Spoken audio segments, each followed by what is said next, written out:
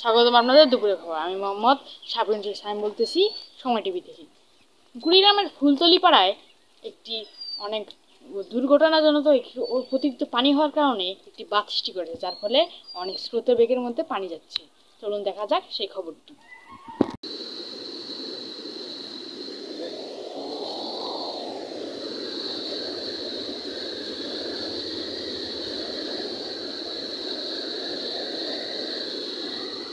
কি বললেন ফুলতলি পাড়ার কি অবস্থা? কুড়িগ্রামের এই ফুলতলি পাড়া অত্যন্ত কষ্টের ভিতরে আছে। আপনারা সবাই নিজেদের এখান থেকে ত্রাণ বা যে কোনো দরকার সেসব পাঠাবেন।